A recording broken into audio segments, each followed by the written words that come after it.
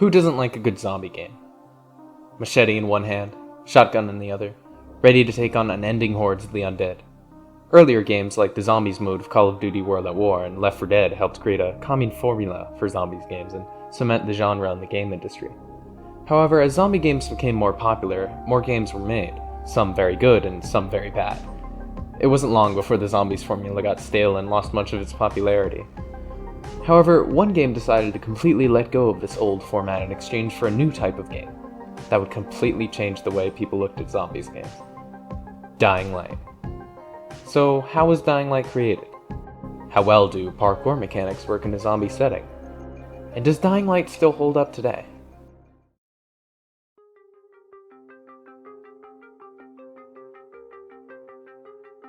In 1991, Paweł Markiewka founded Techland S.A., a Polish game developer and publisher. In 1995, Techland developed their first game, Prawo Krwi, a simple beat-em-up game. In 2003, Techland released the sci-fi first-person shooter Chrome. It was the first action game developed in Poland to get a major international release and get average reviews. So while the game may not have been a huge success, it was certainly a great success for Techland and the gaming industry in Poland as a whole. A sequel to Chrome, titled Chrome: Spec Force, was released in 2005.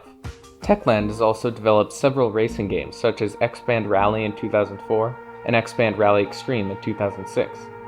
Also in 2006, Techland released a game called Call of Juarez, a first-person shooter that takes place in the American Wild West during 1882. The game received average to high reviews and was praised for its gunplay and setting. A prequel to Call of Juarez, called Call of Juarez Bound in Blood, was released in 2009. The game also had a relatively positive reception. Another entry into the game was made in 2011 called Call of Juarez: The Cartel.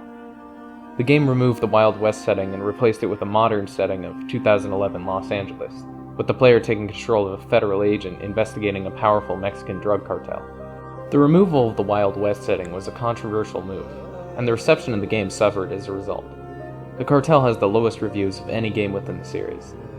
The fourth and final entry into the Call of Juarez series came in 2013 with Call of Juarez Gunslinger. Gunslinger returned to the Wild West setting in the first two games, having the player take control of a bounty hunter during the waning years of the Wild West. Gunslinger was praised for its storytelling and gameplay, and got the highest reviews out of the four Call of Juarez games. In 2011, Techland released a game called Dead Island, a co-op zombie hack and slash.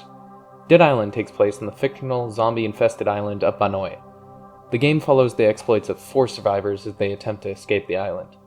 The game received average to high reviews, with critics praising the game's atmosphere and gameplay, but criticizing the numerous bugs and glitches present. In 2013, a sequel to Dead Island called Dead Island Riptide was released. Riptide introduced a new survivor to the existing group of 4. Riptide takes place on the also fictional and zombie-infested island of Palanai. Dead Island Riptide received worse reviews than the original. Although it was again praised for its fun, gory gameplay, the game contained many of the same glitches the original had, and the game had a general lack of new content. In 2014, Dead Island 2 was announced. However, due to development issues, the game was not released and switched developers multiple times. Originally, Techland was developing Dead Island 2, but due to Techland shifting their focus to developing Dying Light, the game was passed on from developer to developer. The history of Dead Island 2 is a large topic and would need an entire video to be covered properly. Therefore, we will not go into detail. In 2012, after Techland had finished Dead Island, they began work on a new project. In May 2013, the game was announced under the name Dying Light. The game was to be a parkour-focused survival horror zombie game with co-op multiplayer like Dead Island. In January 2015, Dying Light was released on Microsoft Windows, Linux, PlayStation 4, and Xbox One. The game received positive reviews, being praised for its unique gameplay and graphics while being criticized for its story. The game had amassed more than 17 million players by the end of 2019. In 2016, a DLC for the game called Dying Light: The Following was released to generally positive reviews. In 2018, a sequel to Dying Light 2: Stay Human, was announced. The game is set to release on February 4th, 2022. With the history out of the way, let's get to the game.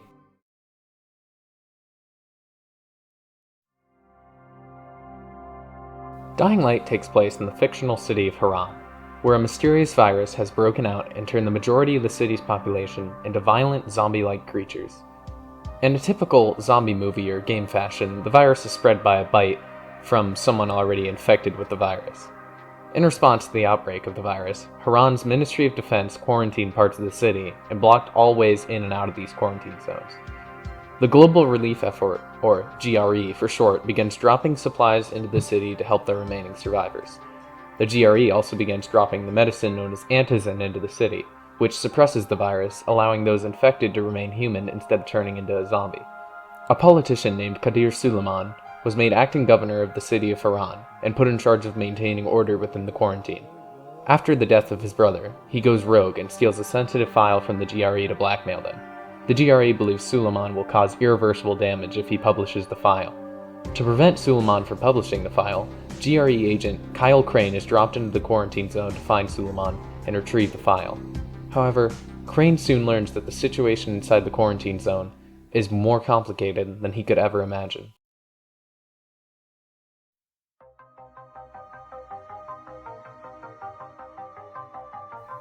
Dying Light falls into the categories of action role-playing game and survival horror. A large portion of Dying Light's gameplay is focused on the game's parkour mechanics. The game allows the player to run, jump, and climb their way through the city in a very unique way. As the player progresses, they level up their agility and unlock more ways to traverse through Harran, such as sliding and even jumping over enemies. The game encourages avoiding confrontation with the zombies, and instead using parkour to get around the hordes. Dying Light focuses on melee combat, hence its classification as a hack and slash.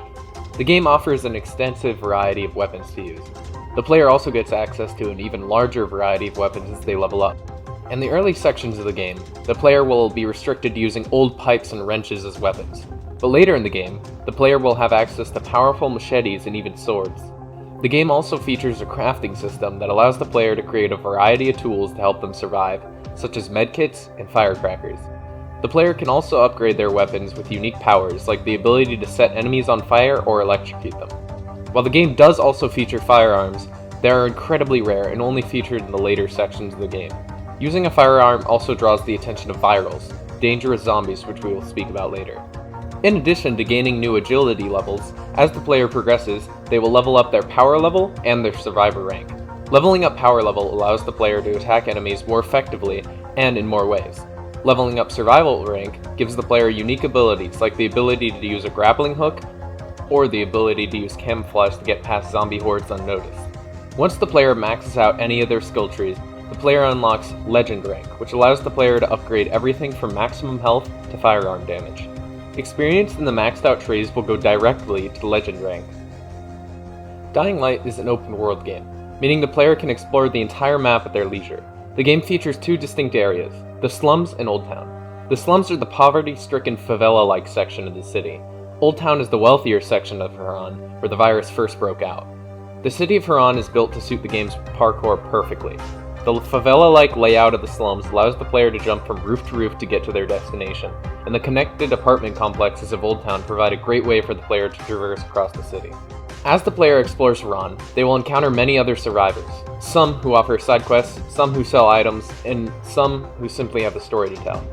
There are also some survivors that the player can escort for a reward. The player may also run into survivors that will offer the player challenges that can be completed for agility or power experience. As the player completes side quests, escort missions, and challenges, they will level up and get more and more powerful weapons and abilities. Dying Light also has co-op play, meaning up to 4 people can play together in one game. The player can choose to make the game public or only available to friends. The player can also disable co-op entirely and choose to play alone. While playing alone may mean less power, it means you don't need to worry about your teammates drawing the attention of the hordes and getting you killed. Friends to play with can certainly make the experience more enjoyable, but a great amount of fun can still be had playing solo. This being a zombie game, one of the most important elements of the game is the zombie types that the player will encounter.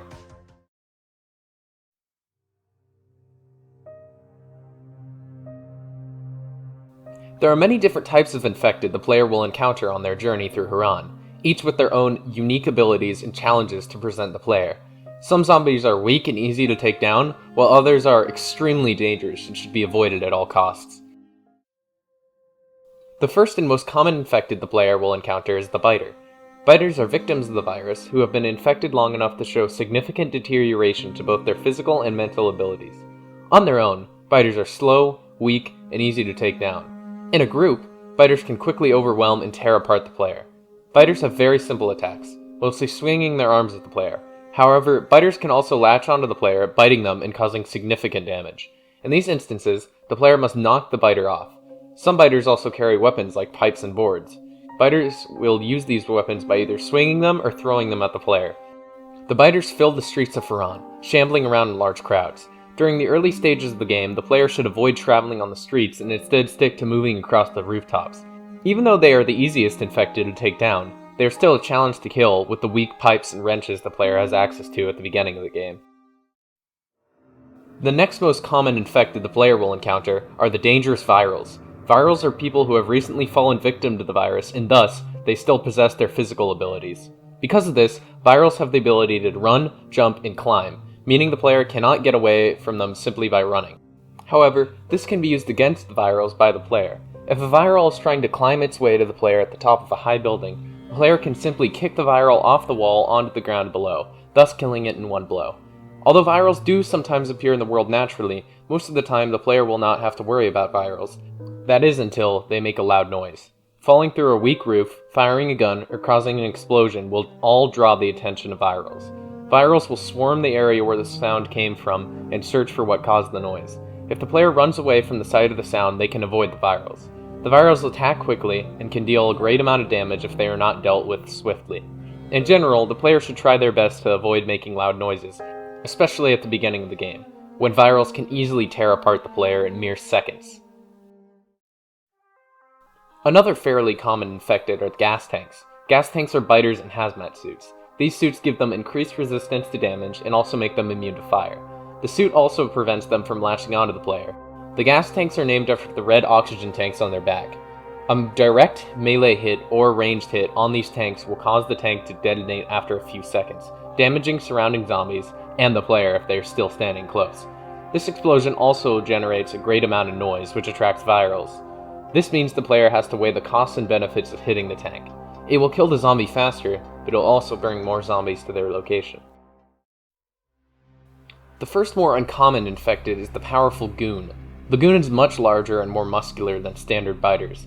Goons carry rebar clubs, which they can use to great effect against the player. The goon has a variety of attacks, from wildly swinging its club to slamming the club on the ground, sending the player and any nearby zombies flying. Goons have a very large amount of health, much more than any of the common infected. The goon is incredibly dangerous and serves as a sort of mini-boss. Inexperienced and low-level players should try to avoid goons and instead utilize parkour to get around them. The next uncommon infected is the toad. The toad is a very peculiar looking infected, with a large head and a very round body.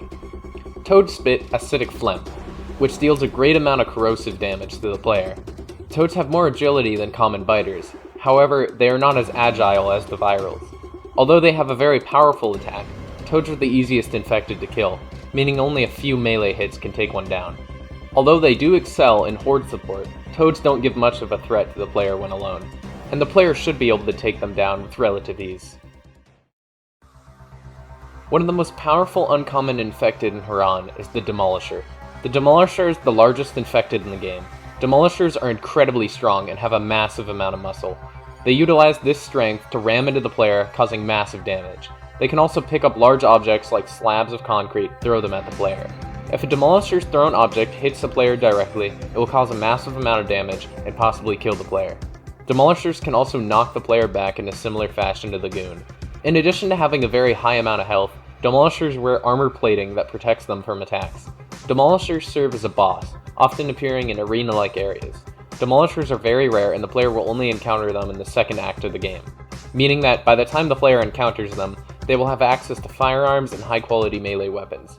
This means that, although Demolishers are still extremely dangerous, the player should be able to effectively engage them as long as they use caution. Another uncommon infected the player will encounter is the Bomber. The Bomber does exactly what you would expect it to do: explode. When the player is in close proximity to the Bomber, or when the player hits or shoots the Bomber will explode, causing damage to the player and other infected around the player. This explosion also creates a large amount of noise which attracts virals. Bombers can be used to the player's advantage, however. If the player is being pursued by a large crowd of infected containing a bomber, they can simply shoot or throw a weapon at the bomber, causing it to explode and wiping out the crowd. The best option for the player is to avoid bombers and get around them using parkour. The final daytime uncommon infected is the Screamer. Screamers are children who have been infected with the virus and have been turned into small, disfigured, zombie-like creatures. Screamers seem to be in an eternal state of fear. When the player gets within proximity of a Screamer, the Screamer will let out a high-pitched scream that disrupts the player's vision and renders them unable to fight. The player will continuously lose health when in range of the screaming. The scream also draws the attention of nearby infected, bringing them to the player. If the player spots the Screamer before it starts screaming, they can simply shoot it with a gun, bow, or another throwing weapon. Once the Screamer is startled, the player must initiate an action to subdue the Screamer. Screamers are generally fairly rare and only appear towards the end of the game, reducing the threat they present to the player. When a player does encounter a Screamer, they should deal with them quickly and efficiently. Dying Light also has some infected variants that only come out at night. One of these is the Nightwalker. Nightwalkers are essentially biters that have undergone a transformation that has made them much more agile and very similar to a viral. These transformations only occur at night. Nightwalkers are not necessarily challenging enemies to deal with, but like all zombies at night, they should generally be avoided. Another nighttime infected is the Bolter. The Bolter is a green zombie that does not show any aggression to the player. When a Bolter spots the player, it will, as the name implies, bolt away. Bolters drop their flesh when killed, which can be used to upgrade weapons. Although Bolters themselves cannot attack the player, they attract volatiles, which we'll speak about next. The most dangerous type of infected in Dying Light is the Volatile. Like the Nightwalker and Bolter, the Volatile is only active at night.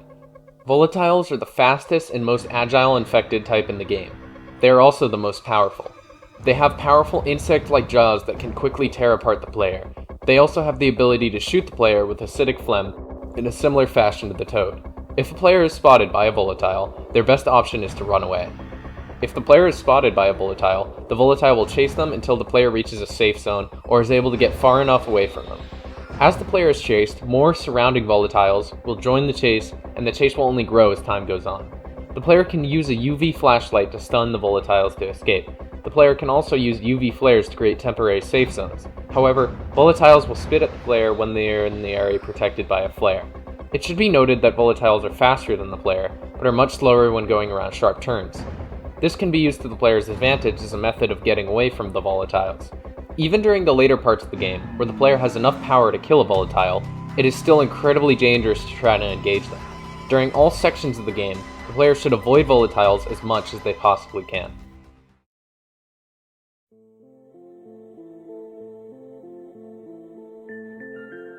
In February of 2016, about a year after Dying Light's initial release, a DLC for the game called Dying Light: The Following was released. The DLC takes place directly after the events of the base game. The Following has the player travel to the countryside to investigate a possible cure for the Huron virus. The Following introduces many new features to the game, like a customizable buggy that the player can drive around the massive new map. The Following also introduces volatile nests within caves that can be destroyed by the player for XP. The Following introduces several new weapons like the crossbow, which allows the player to kill infected quietly and with more ease than when using the normal bow. However, the openness of the countryside does diminish the parkour aspect of the game in favor of driving, and this has been a complaint of some players. However, The Following is still a very solid DLC that players should check out if they enjoyed the base game.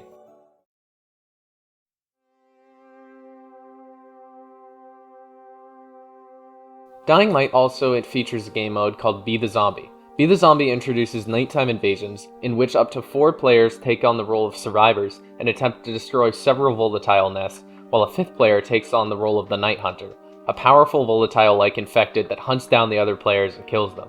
If the Night Hunter kills enough survivors, the Night Hunter wins. If the survivors destroy enough nests, they win. Players can choose to turn off nighttime invasions if they wish. However, nighttime invasions give large amounts of XP to the player, making them a great way to level up quickly. Night invasions may seem nearly impossible for survivors during the early sections of the game. However, during later sections, it is the Night Hunter who has to be more careful, as the players will have access to high-tier weapons and firearms.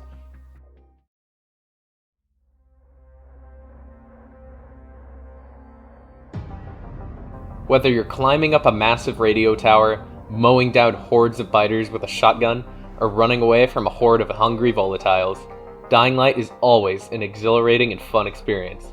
Although the choice to mix parkour with zombies may seem strange at first, it is a concept that is pulled off incredibly well and makes Dying Light one of the most unique zombie games around. Anyone interested in either zombies or parkour games should check the game out and give it a chance. With Dying Light 2 on the horizon, there's never been a better time to check out and play Dying Light. I hope you enjoyed the video, and I hope you learned something new. Until next time, good night and good luck.